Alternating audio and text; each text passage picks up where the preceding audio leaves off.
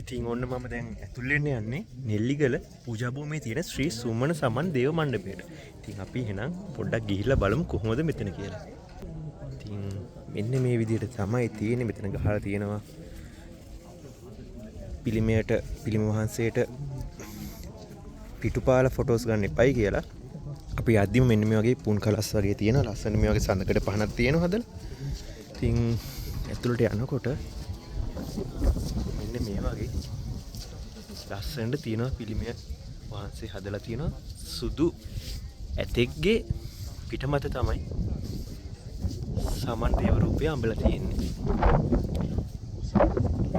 ඉතින් මෙතන තමයි අපිට මල් පහන් පූජා කරන්න තියෙන්නේ.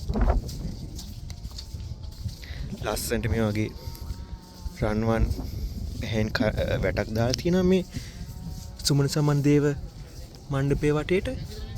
ඉතින් හරිම ලස්සනයි. මේක විශේෂත්වය තමයි මේ සුමන සමන් දේව මණ්ඩපේ තියෙන්නේ මෙන්න මේ වගේ ලස්සන නිකන් අහස උඩ වගේ. ඒක ආපුවම නිකන් තේරෙන්නේ වලාකුළුත් එක්ක වගේ තියෙනවා කියලා මෙතන. මොකද හරිම ලස්සනයි. මෙන්න මේ විදිහට තමයි දේව මණ්ඩපේ තියෙන්නේ. ඔයගොල්ලන්ට බලපුවහම පේනවා මේ ලස්සනට නිල් පාට අහසත් එක්ක මේ වගේ ලස්සන කඳු වරල්ලක් එක්ක තමයි මේ දේව මණ්ඩපේ හදලා තියෙන්නේ. ඉතින් හරිම ලස්සනයි. එතකොට අපි බලමු මේ මොකද්ද කියලා. මේ තියෙන්නේ ශ්‍රී පාද පද්මය. ඕල ඉතින් දන්නවා හැමෝම ශ්‍රී පාද පද්මය කියන්නේ මොකද්ද කියලා. අපේ බුදුරජාණන් වහන්සේගේ සිරිපතුල. ඉතින් එතන තියෙන සියලුම ලක්ෂණ සිරිපතුල තිබ්බ ඒ ලක්ෂණ මෙතන ලස්සනට මේක හදලා තියෙනවා පෙන්නලා. එතන තියෙන ගන්ටාරයක්.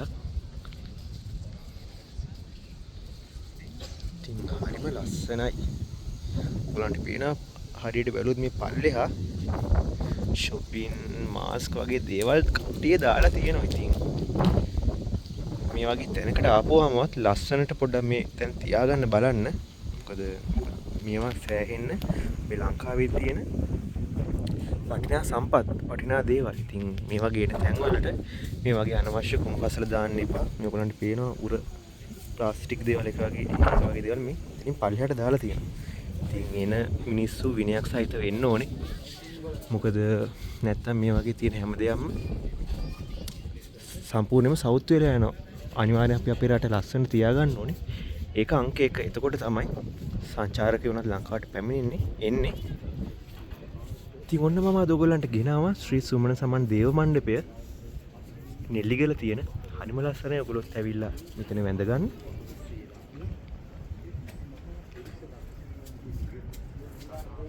මම කලින් වීඩියෝ එකේ ගෙනාවා ඔයගොල්ලන්ට සාමාන්‍ය නෙල්ලිගල මේ පූජා භූමිය කොහොමද කියලා සම්පූර්ණයෙන්ම ගත්තු වීඩියෝ එකක්. ඒ වෙලේ පොඩ්ඩක් වැස්සා. ඒ නිසා මට පොඩ්ඩක් වීඩියෝ එක ගන්න බැරි වුණා.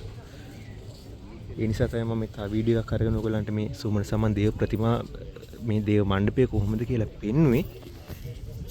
ඉතින් ඔයගොල්ලෝ තවමත් මගේ channel එක subscribe කරලා නැත්නම් අනිවාර්යයෙන්ම subscribe කරලා තියාගන්න. මොකද මම මේ වගේ ලංකාවේ දේවල් වගේම ගොඩක් පිටරට දේවලුත් ඔයගලන්ට ඉස්සරහට අරන් එනවා. පිටින් රටවල මම ගියපු ඒ සංචාරවල වීඩියෝස් හැමදේම ඒ සම්බන්ධව දැනුම් සියලුම දේ මම ඔයගලන්ට අරගෙන එනවා. ඉතින් අනිවාර්යයෙන්ම subscribe කරලා තියාගන්න. මම තවත් වීඩියෝ එකකින් ආයෙමත් ඉක්මනටම එනවා. ඕගොල්ලොත් ඉතින් අනිවාර්යයෙන්ම නෙල්ලිගල පූජා භූමියට ඇවිල්ලා වැඳ පුදා ගන්න. මේ තියෙන්නේ ශ්‍රී සුමන සමන් දේව මණ්ඩපය. එහෙනම් මම තවත් වීඩියෝ එකකින් ආයෙමත් ඔයගලන් හමු වෙනවා.